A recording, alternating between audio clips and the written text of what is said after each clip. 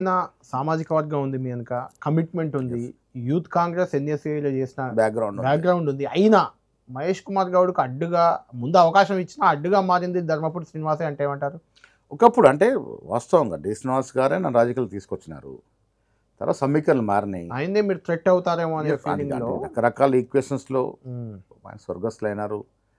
నాకు కూడా కోరుకుండే నేను అంటే వ్యక్తిగతంగా నన్ను ఇష్టపడేది. రాజకీయంగా సరే వాళ్ళు పిల్లలు అదే ఏజ్ గ్రూప్ కాబట్టి కొంత ఆలోచన చేస్తే చేసి ఉండొచ్చు.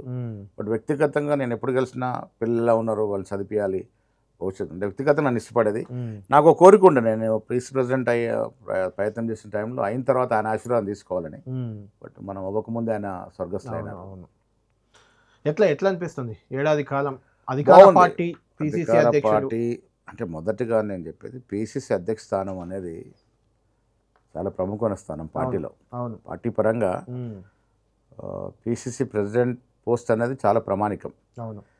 సో ఇలాంటి పోస్ట్కి నేను లైఫ్లో నేను రాజకీయాల్లోకి వచ్చినప్పుడు జిల్లా ఎన్ఎస్ఏ ప్రధాన కార్యదర్శి డిసిప్లిన్ చేసినప్పుడు పిసిసి ప్రధాన కార్యదర్శి ఎదగాలనుకునేవాడిని. భగవంతుడు గొప్పడు ప్రెసిడెంటే ఇచ్చాడు మనకి.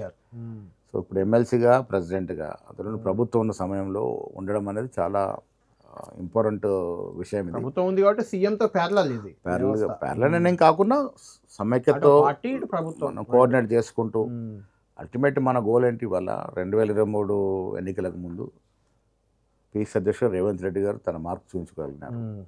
సీనియర్లు అయినటువంటి ఉత్తమ్ కుమార్ రెడ్డి గారు, బట్టి గారు, దామోదర్ నరసింహ గారు, చాలామంది సీనియర్లు లాస్ట్ మినిట్లో ఏకమైనారు.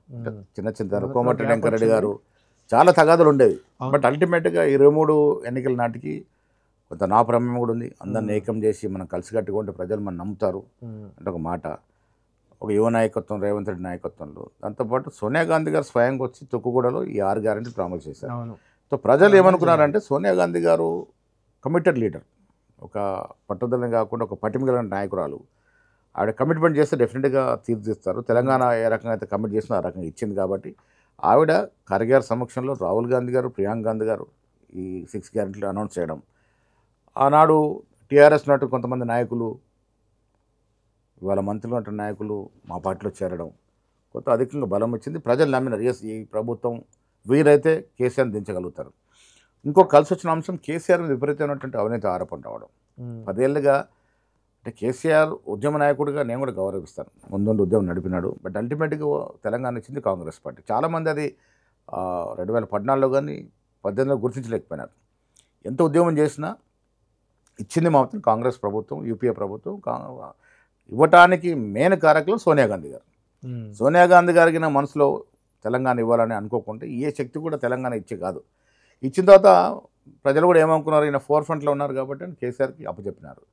ఒక 2-3 సంవత్సరాలు చక్కగా చేసిన తర్వాత చాలా కరప్షన్లో కూరుకుపోవడం,